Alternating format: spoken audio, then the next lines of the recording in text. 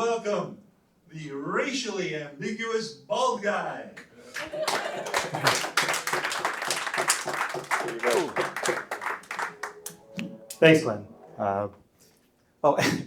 Thanks, Daniel, too.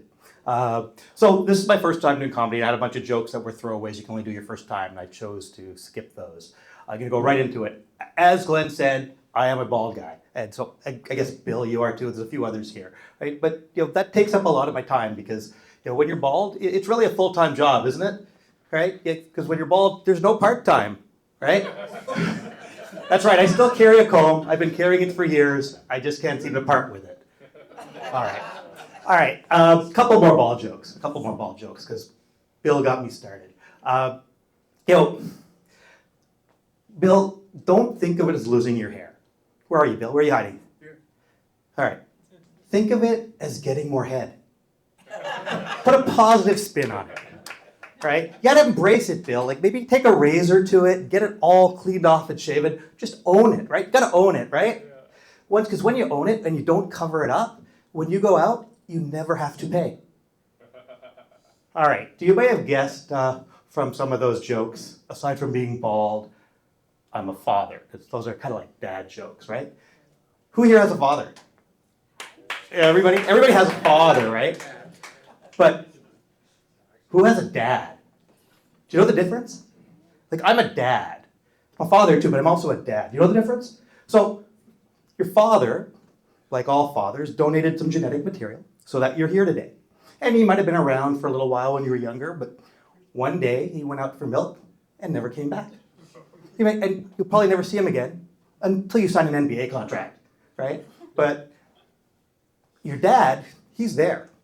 He may not have even donated the genetic material. He's the guy that's there in your life, helped to raise you. And he acts as a role model for you, both positive and negative, and he's part of your life.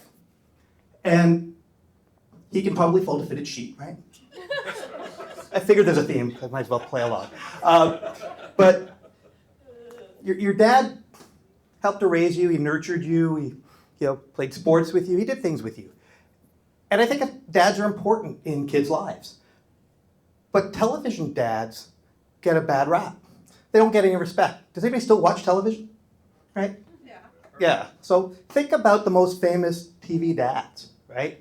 They're typically portrayed as not too bright, bit of a buffoon, often overweight, right? And getting in trouble, making bad decisions. So think of Homer Simpson, Al Bundy, Tim Taylor, Peter Griffin, all the famous TV dads, right? Always portrayed as a bit of a buffoon. And I think it's sad that that's what we're portraying to kids as what male role models should be, right? The moms are always smart, and there's nothing wrong with that, right? Everyone would like to have a smart mom too, but what happened to all the smart TV dads, right? I guess they went out for milk and never came back. So, well, you know what? I think back. I'm a little older than you. Not as old as you, Bill, or you, Evel. Evel, you're an Evel genius, right? But think back to the night. There was one TV dad. He was really, really groundbreaking. And at one time, he was called America's Dad. He was non-white. He was smart. He was a doctor. He was married to a lawyer, and he had kids. He dressed well, and I just think he was a fantastic role model for kids. We need more role models like him. He taught. Where are the role models like Bill Cosby today, right? We need more positive male role models on television. All right. So aside from being a dad, which is my other full-time job, aside from being bald, I like to do a lot of dad things. I like to watch sports. I watched the Olympics this year. Anybody watch the Olympics? Yeah, it was a lot of fun. But when the Olympics were over, I didn't have a lot to watch. And I found this thing called ESPN 8, the Ocho. Anybody else seen this? You know what the Ocho is? Yep. It's an ESPN, it started off as a skit, but then the ESPN embraced it and turned around. And it's these really weird, obscure sports. Some of them I think are made up. So they have things like, dodgeball's not made up, but they have dodgeball. They have something else, one of my favorites, called a mega ball, which is soccer with 3 teams and 3 nets. And you figure out how it works. And then they have cornhole and all sorts of other really weird sports. Someone else telling me they have spreadsheeting as a sport, and a Canadian won the belt this year. One of the ones I'm not too sure about is called slippery stairs. It's a staircase, and they spray lube down the staircase constantly, and people try to get to the top and ring a bell, and they fight each other on the way up. It's kind of like a guilty pleasure of mine to watch that. I think I could work for the Ocho. I think I could work for ESPN8. I've got an idea for a sport that they could do. All right? Tell me if you'd like to watch this. Countries from around the world send in their fattest athletes, okay?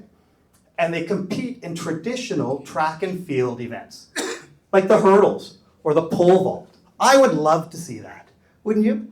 Maybe we could get a fast food company like Domino's to sponsor it or something like that, or better yet, a drug company. We call it the Ozempics. All right. So, talking about fat people, I'm allowed. I'm not being, anti-fat. I didn't always have this wonderful dad bod. I actually lost a lot of weight. Everyone know what a dad bod is? No? Yes? Maybe? So, it's typically described as someone who's a little bit overweight, a little bit of a belly, and doesn't have defined musculature.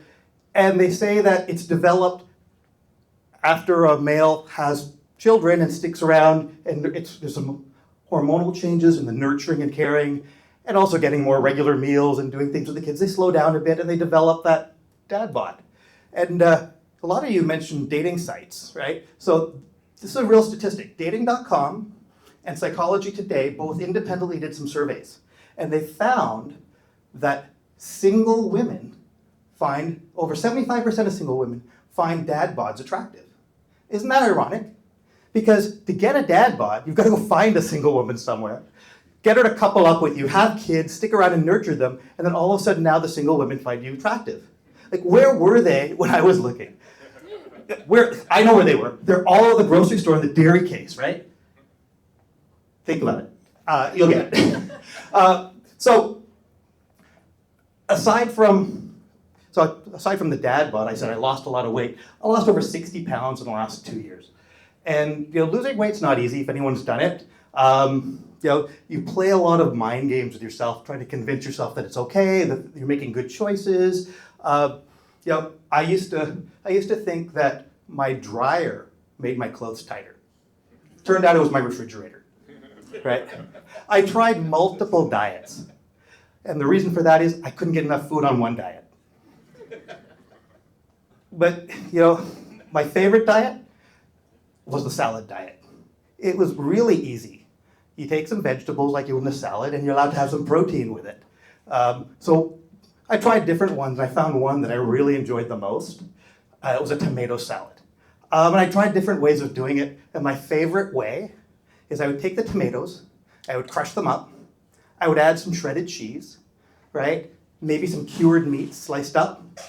I'd put on a big round crouton, I'd bake it, right? I'd take it out and I'd cut it into wedges and I'd eat it. It was amazing. Didn't lose any weight. Okay, it was pizza, right? But who doesn't like pizza, right? Shout out pizza, anyone? All right, so this is concerning me now because we all like pizza. During COVID, I learned to make some decent homemade pizza. And it's one of my favorite foods. I'm very concerned now that our pizza supply chain is in danger. And why is that? I think Americans are going to be coming up here and buying all of our shredded cheese. Because now that Donald Trump has been elected as president, he's going to be in office soon, and he has said that he is going to outlaw shredded cheese in American grocery stores because he wants to make America great again. Thanks. You can check me out at raciallyambiguousbaldguy.com.